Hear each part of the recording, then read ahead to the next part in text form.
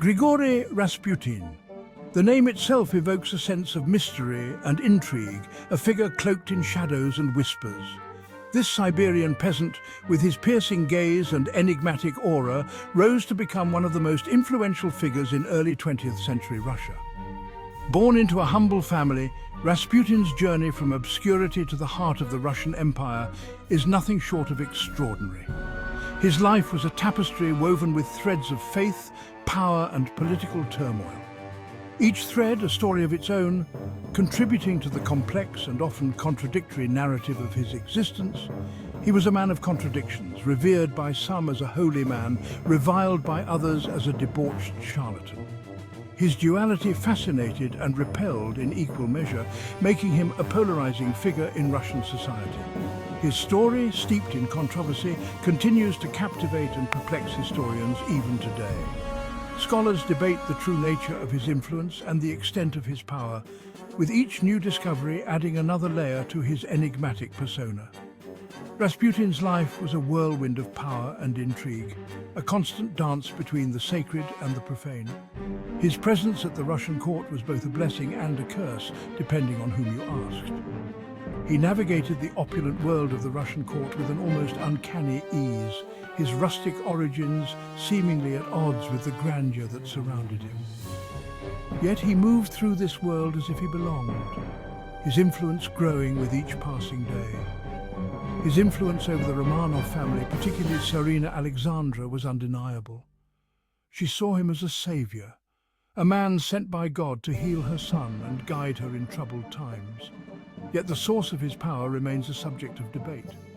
Was it his charisma, his supposed mystical abilities, or something more sinister that allowed him to wield such influence? Was it his claimed ability to heal the young Tsarevich Alexei, who suffered from haemophilia?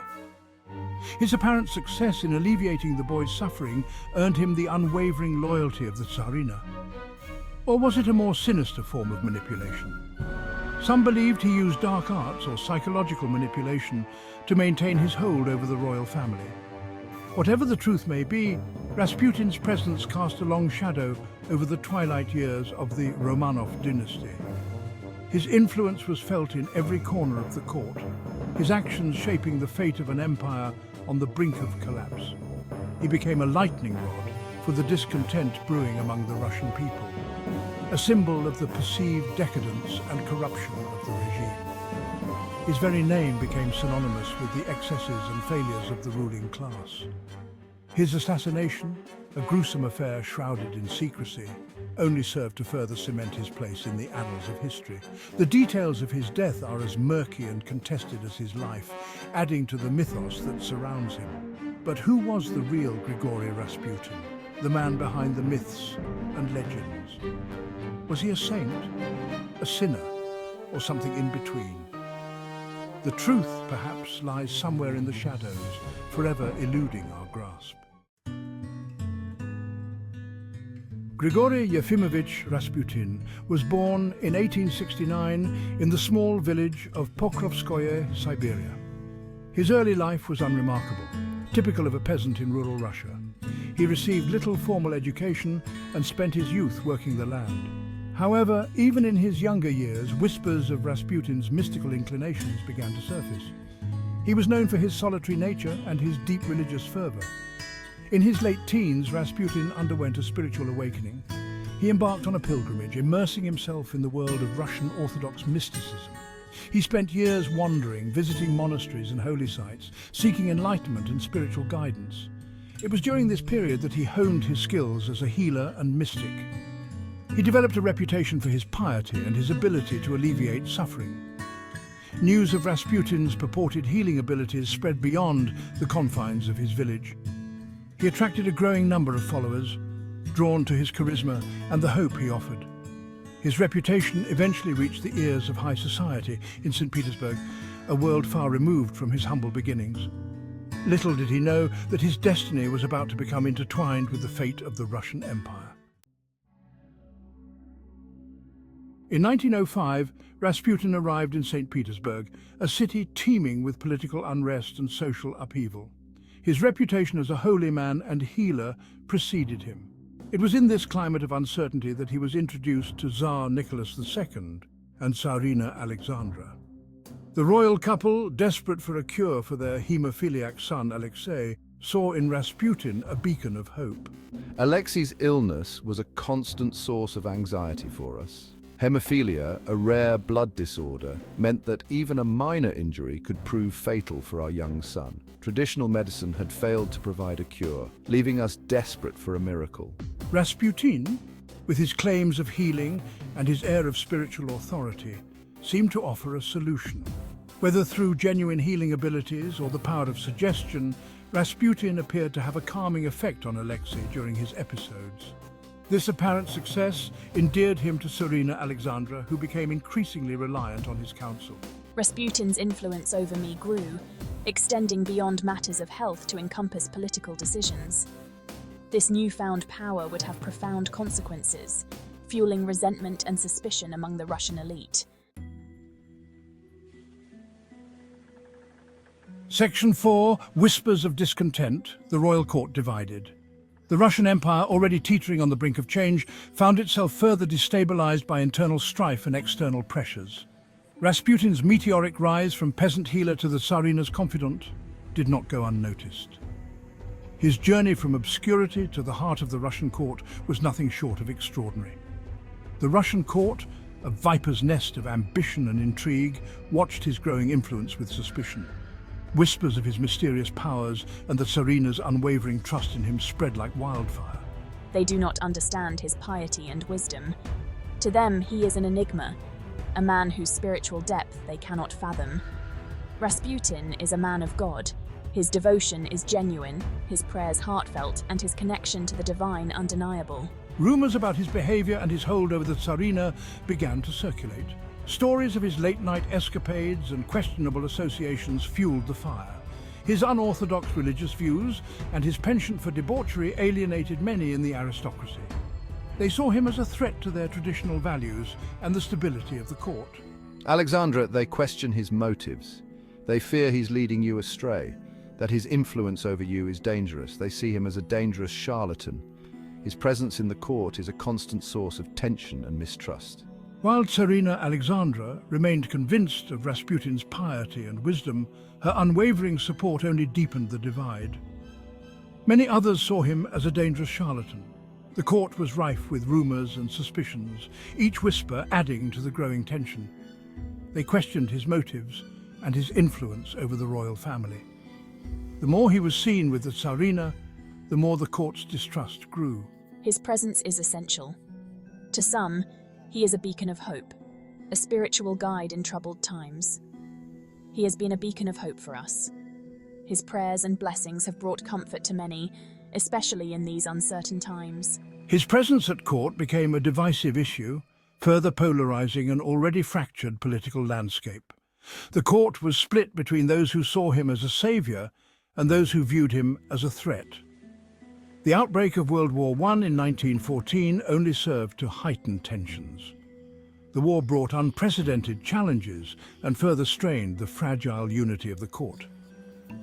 Russia's involvement in the war strained the nation's resources and exposed the weaknesses of the Tsarist regime. The hardships faced by soldiers and civilians alike fueled discontent. Rasputin's opposition to the war is causing unrest.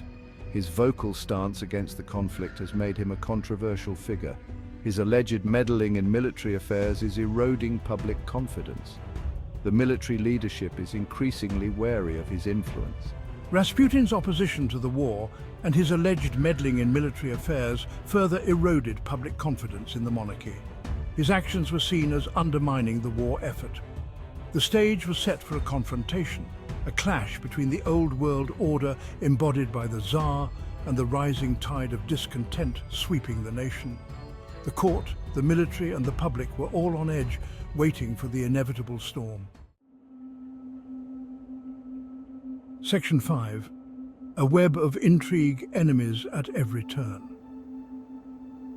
As Russia stumbled from one military defeat to another, the nation found itself in a state of turmoil and despair. The once mighty empire was now teetering on the brink of collapse, and the people were desperate for someone to blame.